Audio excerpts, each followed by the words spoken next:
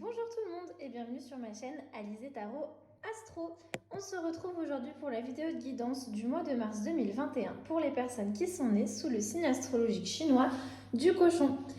Je vais commencer cette vidéo en vous souhaitant une très belle nouvelle année. Alors je sais que je l'ai déjà fait pour la vidéo de janvier, mais je le refais maintenant puisque le 12 février, nous sommes rentrés dans le nouvel an chinois cette fois-ci. Et donc nous avons entamé l'année du bœuf de métal. Oui c'est ça, du bœuf de métal. J'ai eu un petit doute pendant un instant. Donc voilà, c'est l'occasion pour moi de vous renouveler mes meilleurs vœux. Et bon, comme vous avez pu le voir, j'ai pas fait de vidéo particulière pour le nouvel an chinois. Je voulais le faire, mais voilà, j'ai pas eu le temps et je préférais ne pas le faire que le faire mal ou en le bâclant. J'espère que vous m'en voudrez pas. Et puis j'espère que ce sera pour l'an prochain, que cette fois-ci j'arriverai à le faire parce que j'étais assez fière de mon petit programme que j'avais prévu. Donc je ne vous en dis pas plus et on va espérer que je pourrai le faire l'an prochain. On se retrouve ceci dit comme d'habitude pour la vidéo de guidance mensuelle, comme vous pouvez le voir. Et du coup, je vous explique le programme pour aujourd'hui. Alors, on va commencer comme d'habitude en tirant une arcane majeure. Cette fois-ci, on va aller la tirer dans le Everyday Tarot de Brigitte. Donc, vous voyez, c'est un tarot complet, hein, j'ai juste enlevé les arcanes majeures. Et puis, on va aller coupler cette arcane majeure à 6 cartes du Lucid Dreams Beginner's Tarot de Saint-Soleil. Comme d'habitude. Hop là! Et donc tout ça, ça fera la première partie, la partie générale pour toutes les personnes nées sous le signe chinois du cochon. Ensuite, dans un second temps, on passera à la partie un tout petit peu plus personnalisée avec le Botanical Deck de Jessica Bott, qui est plus connue sous le pseudonyme de The Cracked Amethyst sur les réseaux sociaux. C'est un deck qui contient un tarot et un oracle, donc un bon deck bien complet. Mais nous, on va travailler qu'avec l'oracle aujourd'hui. Mais vous verrez ça en seconde partie de vidéo du coup. Allez, du coup, on démarre. Tout de suite, on va aller chercher une arcane majeure pour vous qui va venir nous parler d'un thème impactant pour vous ce mois-ci ou peut-être d'une thématique globale. Je sais pas, on va voir. Quelle va être la teinte pour votre mois de mars 2021. Alors je m'excuse, hein, je sors cette vidéo un petit peu en retard, mais parce qu'en fait j'ai eu des travaux dans ma rue, juste en bas de ma fenêtre, à côté de là où je filme, et du coup ça faisait beaucoup de bruit. Allez, du coup, on a l'étoile. Je continue à tirer les autres cartes et on commente tout après comme d'habitude. Donc avec le Lucid Dreams Beginner's Tarot, on va déjà bien le mélanger.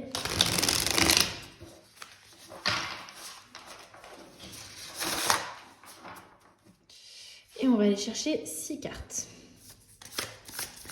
La première carte, hop là, elle va venir nous parler de votre état d'esprit à la fin du mois de février et donc au début du mois de mars, pour cette période de transition, comment vous avez transité entre les deux mois.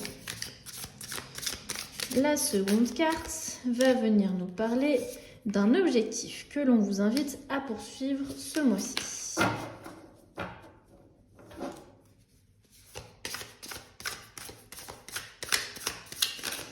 La troisième carte, ce sont les obstacles qui vont se dresser ou qui risquent en tout cas de se dresser sur votre chemin.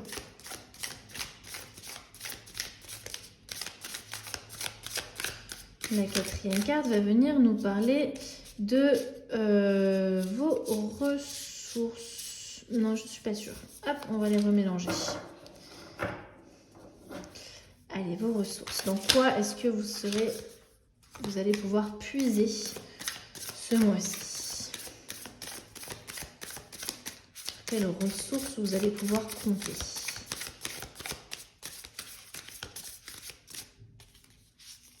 Hop là. La cinquième carte, elle va venir nous parler de votre accomplissement. Il a sauté tout seul. Hop là. Désolée, je suis un peu maniaque. Et enfin, la sixième et dernière carte va venir nous parler de votre état d'esprit à la fin du mois. Hop là. Allez, c'est parti, on regarde tout ça ensemble. Donc, en arcane majeur, en thème global pour votre mois de mars, on a l'étoile qui est ressortie. L'étoile nous parle d'un retour de l'espoir. C'est vraiment l'étoile du berger qui guide les rois mages. C'est... Maintenant j'ai envie de chanter. Ça m'a mis un air dans la tête. C'est du coup avoir l'impression qu'une bonne étoile veille sur nous, ou en tout cas de retrouver peut-être cette impression qu'on avait peut-être perdue ces derniers temps. Il y a une forme de guérison aussi avec cet aspect de l'eau qui est très présent sur la carte de l'étoile et de connexion comme ça à la nature et à notre propre nature aussi. Dans quel état d'esprit vous allez quitter le mois de février? Dans quel état d'esprit vous allez entamer le mois de mars? On voit que vous avez le 8 de bâton. Le 8 de bâton nous parle d'avoir envie de foncer, d'aller de l'avant.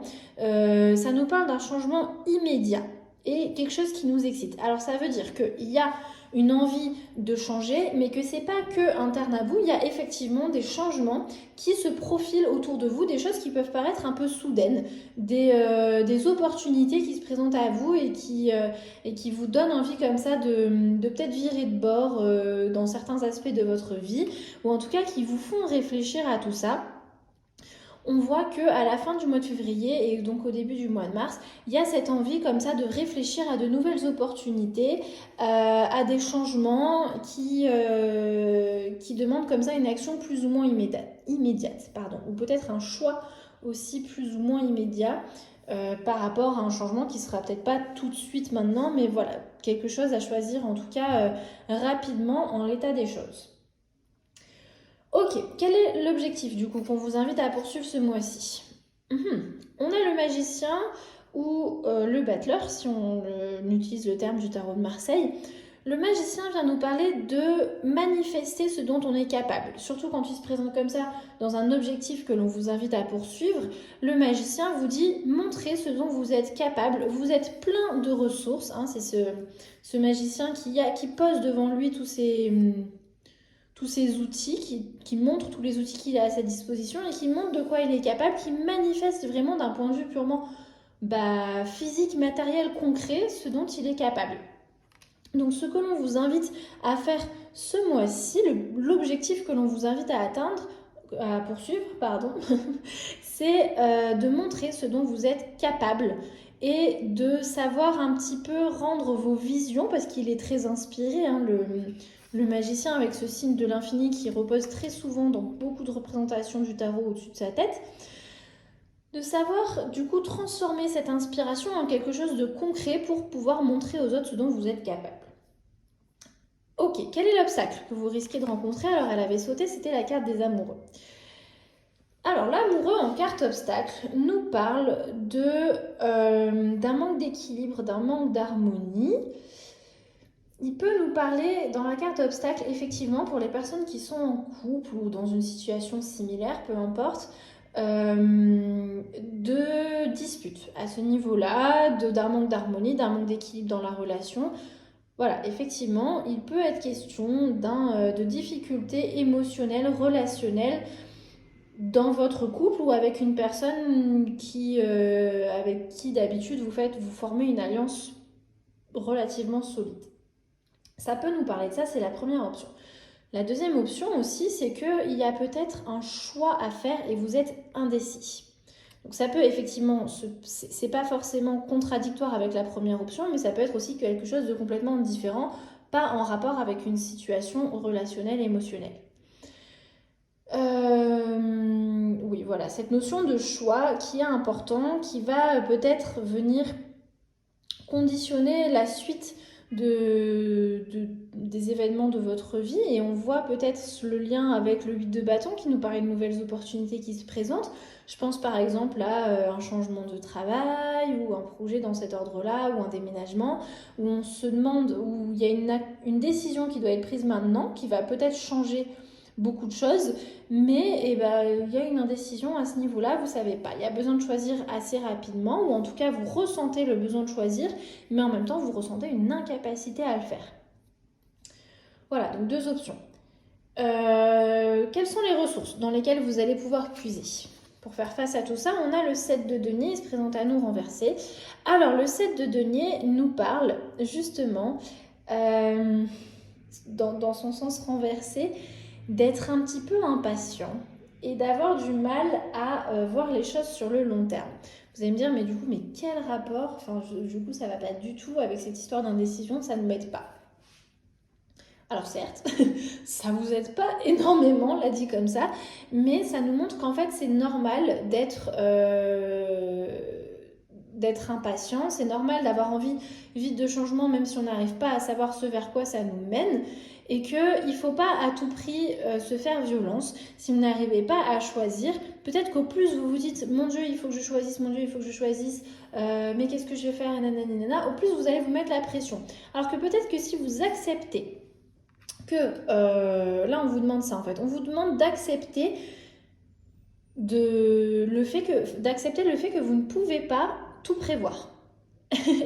C'est frustrant, surtout quand on a une décision à prendre, mais en fait, tant que vous vous bloquez là-dessus, vous ne pourrez pas prendre votre décision de toute manière, parce que vous n'aurez jamais une vision exacte de ce que le futur détient pour vous. Déjà qu'en temps normal, c'est quand même super compliqué.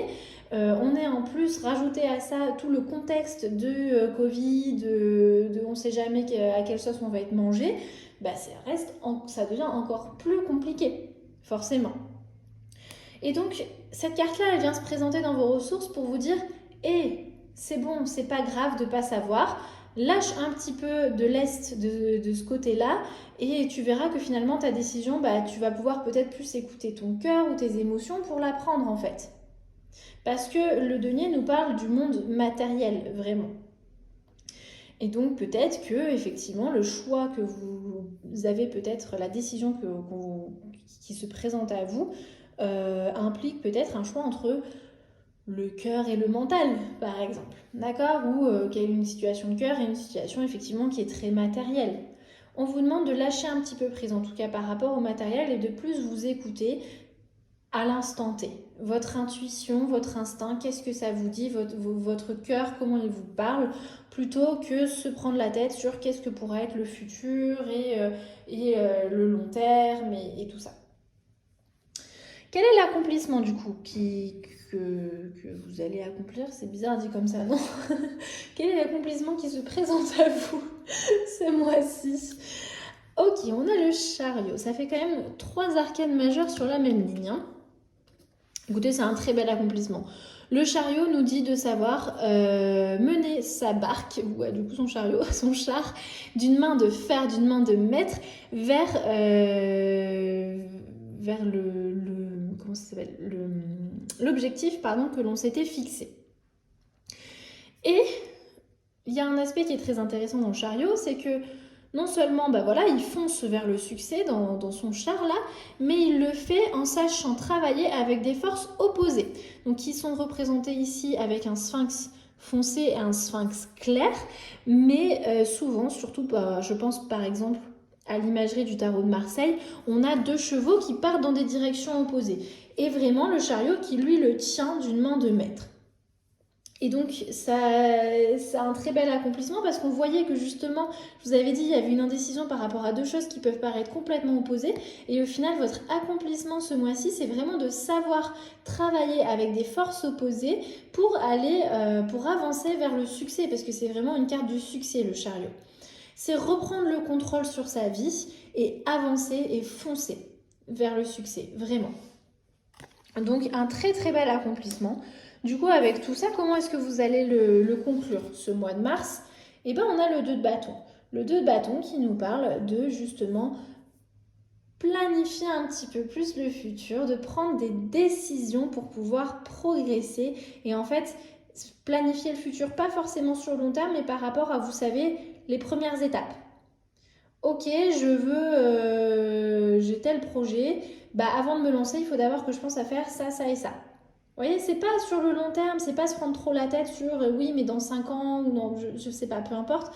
C'est vraiment, ok, concrètement, quelles sont les premières étapes à mettre en place pour que ça fonctionne et pour que je puisse quitter cette zone de confort dans laquelle j'étais.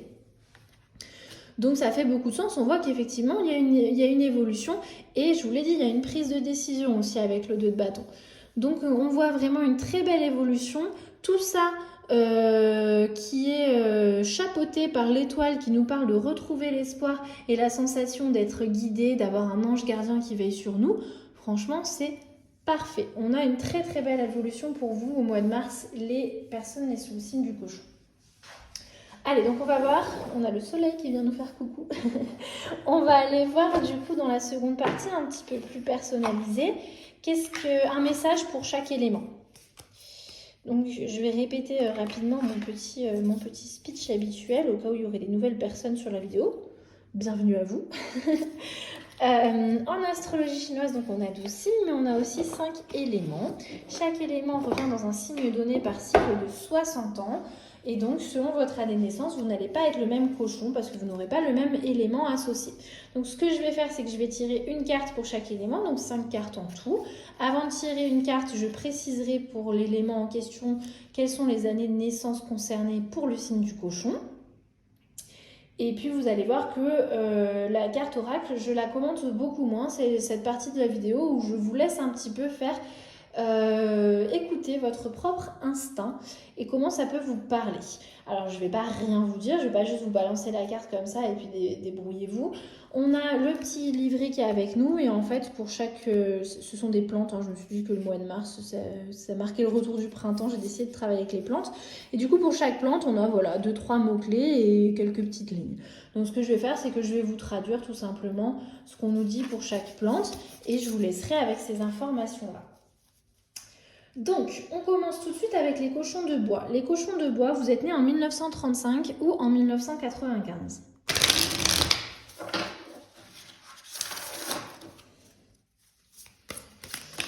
Ah, bah voilà. Alors, on a la citronnelle. Vous avez de la chance de tomber sur une carte que je sais traduire parce que je suis pas très forte en plantes. Je ne suis pas en français, donc je ne le suis pas plus en anglais, forcément. C'est pas que je ne sais pas les traduire, c'est juste que je ne les connais pas la plupart du temps. Donc, là, par contre, je la connais. C'est la citronnelle. Allez, je vous la montre de plus près. Les mots-clés associés sont la protection, la permanence. On nous dit que c'est une herbe qui est utilisée de manière assez fréquente dans la cuisine asiatique. Mais elle a aussi été utilisée en Inde pour préserver dans les temps anciens les manuscrits qui étaient faits à partir de feuilles de palmier. Donc voilà, on faisait une huile avec la citronnelle et ça servait à préserver du coup ces manuscrits. C'est aussi utilisé aujourd'hui comme un répulsif, un truc pour enlever les insectes, pour repousser les insectes. Je parle très bien français. Et comme désinfectant, effectivement, hein, moi je sens la citronnelle, je pense direct la bougie contre les moustiques l'été. Je ne sais pas vous, mais moi c'est radical. Donc voilà, pour ces notions de protection, par rapport à justement au fait que c'est désinfectant, que ça a permis pendant de très longues années en Inde de protéger les manuscrits, par rapport au fait que ça protège contre certains moustiques, et cette notion de permanence par rapport au fait que voilà, c'est une plante qu'on utilise depuis des siècles et des siècles, et qui permet de préserver encore une fois les choses. Donc voilà, je laisse ça là, je vous laisse réfléchir à ces thèmes-là, et si ça vous parle dans votre vie au moment où vous verrez cette vidéo. On va maintenant passer aux cochons de feu. Les cochons de feu, vous êtes nés en 1947 ou en 2007. J'en ai fait tomber la moitié par terre. Hop là. Allez, donc 1947 ou 2007, ce sont les cochons de feu. Ah, alors oui, typiquement, c'est juste des champignons phosphorescents. Il n'y a pas de... J'aimerais bien vous donner une traduction beaucoup plus stylée, mais j'en ai pas trouvé. Je vous dis ça parce qu'il est déjà tombé dans une autre vidéo, donc je l'avais déjà cherché. Donc voilà, les champignons phosphorescents, qui s'appellent donc les night light en anglais. Alors les mots-clés associés sont l'illumination, du coup la lumière, et aussi la révélation. On nous dit que ce sont des champignons qui sont petits, d'un marron pâle, ils poussent sur des espèces de branches mortes, enfin voilà, ils payent pas de mine quand on les voit comme ça, mais en fait ils sont bioluminescents et du coup dans la pénombre, ils donnent comme ça une lumière vert pâle, hein, comme tous ces trucs bioluminescents Je pense par exemple aux petites étoiles qu'on colle sur le plafond des enfants, vous savez, c'est pareil. Et donc voilà, pour ces notions d'illumination, de révélation, de quelque chose qui pouvait paraître assez banal dans un certain contexte et puis dans un autre, d'un coup, mais c'est génial.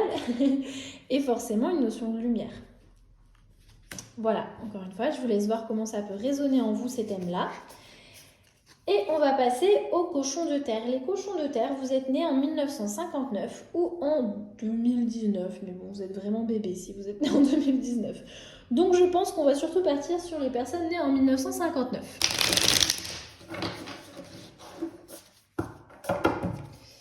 Allez, donc cochon de terre. Bon, non, je sais pas pourquoi je continue à mélanger en fait. Elle est là. Alors, j'ai envie de dire que c'est la mandragore, mais je suis pas sûre. Est-ce que c'est juste parce que j'ai regardé Harry Potter? Je sais pas. En anglais, ça s'appelle Mandrake. J'irai chercher la traduction et j'irai la mettre dans... mais je crois que c'est la mandragore. Dans la barre de description. Si je mets rien, si vous voyez rien dans la barre de description, c'est que c'est bien la mandragore. Alors, c'est un poison. Les mots-clés associés sont les légendes, les mythes. Donc on nous dit que leurs racines sont connues parce qu'elles donnent un petit peu l'impression d'un... Enfin, c'est une plante qui est connue pour ses racines parce que ça donne un peu l'impression d'un corps humain. Et en fait, ces racines, elles peuvent pousser jusqu'à 1 mètre de long et elles ont été utilisées pour dans plein de contextes différents, que ce soit pour soigner les possessions démoniaques, mais encore pour empoisonner, comme je suis en train de traduire en même temps que je vous lis, je fais des petits anglicismes, pour empoisonner des troupes entières de soldats. La légende dit que quand la mandragore est tirée de la terre, son cri est assez fort pour tuer quelqu'un. Oui, bon, effectivement, c'est la mandragore. Je vois le rapport avec Harry Potter. Donc voilà, une plante qui inspire des légendes, qui inspire des mythes, qui peut être à la fois utilisée pour soigner, des possessions démoniaques si on y croit, mais aussi pour tuer. Une plante qui nous rappelle la forme humaine. On a vraiment quelque chose de très mythologique, de très mystique, des thèmes comme ça qui se présentent comme pour vous ce mois-ci, les cochons de terre. Donc je vous laisse voir comment ça peut résonner en vous. Est-ce que le thème mystique, mythologique vous parle au moment où vous verrez cette vidéo pour le mois de mars? On passe maintenant au cochon d'or ou cochon de métal, c'est la même chose. Vous êtes né en 1971, et ben alors vous êtes cochon d'or ou cochon de métal.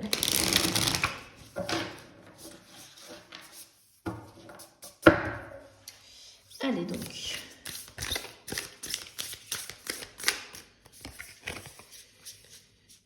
Ah, alors celui-là, je ne le connais pas. Donc, j'irai chercher la traduction pour vous la mettre dans la barre de description. Alors, en anglais, en tout cas, ça s'appelle yarrow. Hop, désolée, je suis un peu maniaque, je remets ça droit. Et je vous montre. Yarrow. Super accent, n'est-ce pas? Alors, les mots-clés associés, on est sur une plante médicinale, les mots-clés associés sont la protection, les boucliers, les barrières.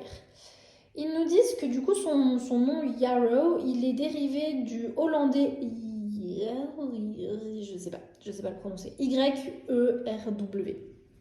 Voilà, s'il y a des hollandais dans la section commentaires, dites-moi comment ça se prononce.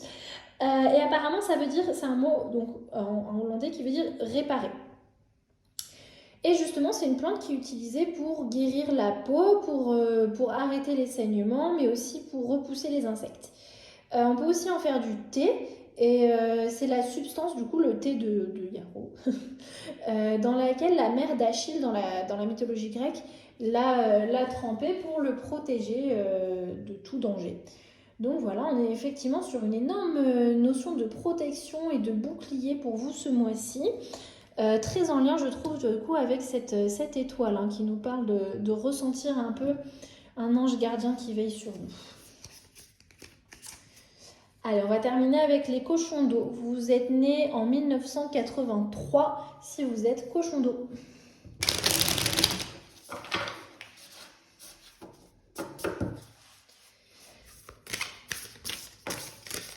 Oh là, il y a tout qui part à volo. Allez, cochon d'eau, 1983. Qu'est-ce qui se passe, les cochons d'eau?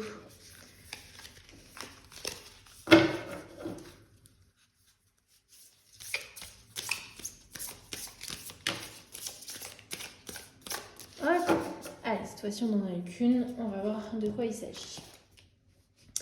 Ok, on a le King Pitcher Plant, qui est donc la plante carnivore, je ne sais pas son nom, mais qui est la plante carnivore la plus grosse du monde, il me semble. C'est où? Je suis pas du tout sur la bonne page. Si c'est la plante à laquelle je pense, c'est une plante qui pousse en Malaisie et qui est la plus grande plante carnivore du monde. Alors, qu'est-ce qu'ils nous disent? Ah oui, voilà, Nepenthes raja. C'est ça. Alors, les mots-clés aussi, du coup, sont l'excès, mais aussi l'indulgence et le fait de pouvoir compter sur certaines substances. Enfin, le fait d'être assez substantiel. Donc, la Nepenthes raja est la plus grosse plante carnivore du monde. Et elle a des pièges qui sont assez larges et assez gros pour digérer non seulement des insectes, mais aussi des lézards, des grenouilles, des rats. Enfin voilà, des trucs assez gros. Elle peut atteindre 41 cm de long et 20 cm de large. Et elle peut contenir, là, dans ces espèces de cloches, jusqu'à 3,5 litres d'eau et de fluide digestif. C'est la seule il n'y a que 2 plantes au monde, en fait, la seule de 2 plantes qu'on connaisse qui soit capable d'attraper une proie mammifère. Bon, donc voilà pour le fait des excès et d'être assez substantiel. Je vous laisse y réfléchir et voir comment ça peut vous parler. C'est pas forcément négatif, parce que le mot excès parle effectivement d'en faire trop, mais parfois ça fait du bien aussi de tomber un peu dans de l'indulgence envers soi-même. Peut-être qu'on a une envie à un moment qui a besoin d'être comblée. Je vous laisse y réfléchir, voir comment ça peut parler, dans le négatif ou dans le positif. En tout cas, c'est là-dessus qu'on va conclure notre vidéo pour le mois de mars. Je vous remercie d'avoir regardé jusqu'au bout. Si cette vidéo vous a plu, n'hésitez pas à liker, à partager, à commenter, voire même à vous abonner à ma chaîne si ce n'est pas déjà fait, ou à parler de mon travail autour de vous à des personnes que ça pourrait intéresser. Je vous remercie encore une fois d'être fidèle à mes vidéos. De plus en plus, ça fait plaisir. Et jusqu'à la prochaine, je vous dis prenez bien soin de vous. Salut!